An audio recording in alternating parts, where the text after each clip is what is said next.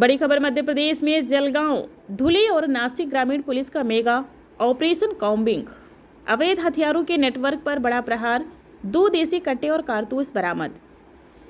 बता दें कि जलगांव फरार और वांछित आरोपियों की तलाश तथा अवैध हथियारों के निर्माण व तस्करी पर लगाम लगाने के लिए जलगांव, धुले और नासिक ग्रामीण पुलिस ने मध्य प्रदेश के बड़वानी जिले के पार उमरठी तहसील वरला में संयुक्त रूप से अंतर्राष्ट्रीय ऑपरेशन कॉम्बिंग चलाकर बड़ी कार्रवाई की।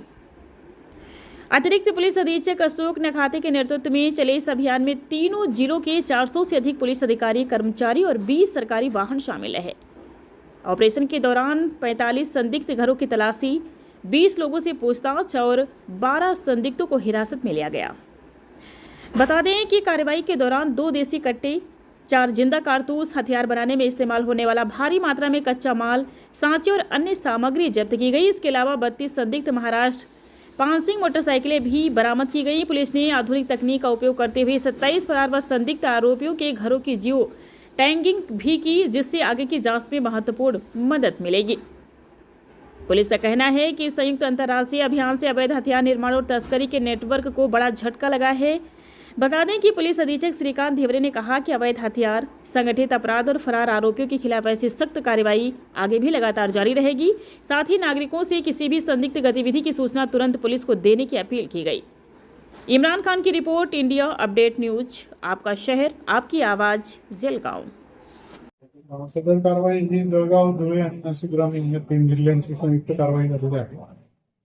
जळगाव, धुळे आणि नाशिक या जिल्ह्यामध्ये जे देशी कट्टे सापडलेले आहेत मागच्या काही काळामध्ये आरोपींकडून किंवा गुन्ह्यामध्ये, त्याच्यामध्ये असं निदर्शनास आलेलं आहे की मोठ्या प्रमाणामध्ये आणि जवळजवळ सर्व हे जे देशी कट्टे आहेत जे मध्य प्रदेशमधील उमरठी या ठिकाणावरून ते तिथले जे बनवणारे जे लोक आहेत त्यांनी बनवून इकडे विकलेले आहेत। त्याच्यामुळं नाशिक परिक्षेत्राचे विशेष पोलीस महानिरीक्षक संजय पुरे सरांनी सूचित केलेले होते की आपण एक संयुक्त सर्च मोहीम राबवावी, जेणेकरून त्यांचं जे ओरिजिन आहे सगळं बनवण्याचं आणि आपल्याला जे काही संशयित आरोपी वगैरे आहेत ते आपल्याला ताब्यात मिळू शकतात। तर त्यांच्या सूचनेवरून पोलीस अधीक्षक जळगाव यांच्या नेतृत्वाखाली ही मोहीम राबवण्यात आलेली आहे। याच्यामध्ये जळगावचे 250 जवळपास मनुष्यबळ, नाशिक ग्रामीणचं 75 आणि धुळे जिल्ह्याचे 75 अंमलदार, तसंच डीएसपी नाशिक ग्रामीणचे नालेगावचे, तसंच डीपीओ आणि जिल्ह्यातले 6 डीपीओ जळगाव जिल्ह्यातले, तसंच जवळजवळ 12 PI आणि 30 PSI API दर्जाचे अधिकारी, 8 SCPच्या टीम आणि धुळेची QRT, तसंच जळगाव QRT, अशा सर्व टीमनी आणि डॉग स्क्वॉड जळगावचे अशा सर्व टीमनी या मोहिमेमध्ये सहभाग घेतलेला होता।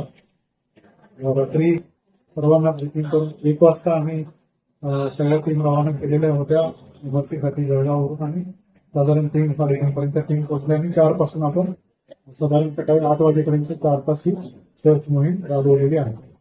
या सर्च मोहीम राबवत असताना आपण जवळपास 40-45 जे संशयित किंवा इसम होते त्यांच्याकडे आपण तिथे चौकशी केलेली आहे आणि त्याच्यातले 12 इसमांना आम्ही ताब्यात घेतलं होतं। त्यांचे डोजियर आणि त्यांचे सर्व इन्फॉर्मेशन फॉर्म वगैरे भरून घेतलेले आहेत, जेणेकरून त्यांचा कुठल्या गुन्ह्यात सहभाग आहे याची पडताळणी करता येईल। त्याचप्रमाणे ही कारवाई करत असताना आम्ही कॉर्डनिंग केलेलं होतं संपूर्ण गावाला। तर आपल्या चोपडा ग्रामीण पंचायतीच्या हद्दीमध्ये सदर जे कॉर्डनिंग केलेले होते आपण आपले वासितीचे, त्यांना 2 पळताना त्याच्याकडे दोघांकडे पण एक देशी कट्टा मिळालेला आहे, एक राऊंड मिळालेला आहे। त्यांना परत नेऊन आपण तिकडे परत घराचे सर्च पण त्यांच्या घेतलं आहे। जवळपास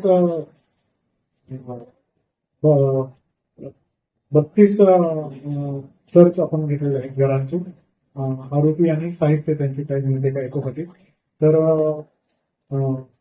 त्याच्यामध्ये 27 संशयित आणि रेकॉर्डवरचे जे गुन्हेगार आहेत तिथले त्यांच्या घरांचे सुद्धा आपण जिओ टॅगिंग केलेलं आहे, जेणेकरून गुगल मॅपवरून त्यांच्या घरांचे अंदाज येऊ शकते आणि आपल्या टीमला पण त्यांना तपासता येऊ शकतं याच्यासाठी. याच्यासोबतच जे साहित्य आहे ते बनवण्याचं मोठ्या प्रमाणामध्ये आम्हाला मिळून आलेलं आहे. त्याच्यामध्ये जे साचे आहेत पिस्तल बनवण्याचे, तसंच इतर जे साहित्य आहे लोखंडी साहित्य आणि ते घासण्यासाठी जे त्याचे जे उपकरणं लागतात ते सर्व आपल्याला तिथून मिळून आलेले आहेत. अशा प्रकारे ही कारवाई झालेली आहे. पण आता एकूण किती आरोपी ताब्यात आहेत? आरोपी आपण 45 आरोपी चेक केले ते 12 आरोपी आपण ताब्यात घेतले. त्यांचे इंट्रोगेशन फॉर्म भरून त्यांना म्हणजे त्यांचं डोजियर वगैरे तयार करून त्यांना आपण सोडले आहे आणि 2 आरोपी कडे आपल्याला आपल्या हद्दीमध्ये वेपन मिळाल्यामुळे त्या दोघांना आपण ताब्यात घेतलं. त्यांच्यावर दोघांवर गुन्हा दाखल करण्याची प्रक्रिया सुरू आहे. म्हणजे त्यांच्याकडे प्रत्येकी एक गावठी कट्टा सापडलाय. दोघांकडे एक गावठी कट्टा सापडले, एक गाव सापडले. सर, जिल्ह्यातला सर्वात मोठा सर्च ऑपरेशन म्हणता येईल काय? जिल्ह्यातील सर्वात मोठा सर्च ऑपरेशन आहे का? हा, जिल्ह्यातील आतापर्यंत तर हे सर्वात मोठं सर्च ऑपरेशन म्हणता येईल. हे पोलीस अधीक्षक जळगाव यांच्या मार्गदर्शनाखाली नेतृत्वाखाली आणि विशेष पोलीस महानिरीक्षक नाशिक परिक्षेत्र यांच्या मार्गदर्शनाखाली राबवलेलं आतापर्यंतचं सर्वात मोठं सर्च ऑपरेशन म्हणता येईल.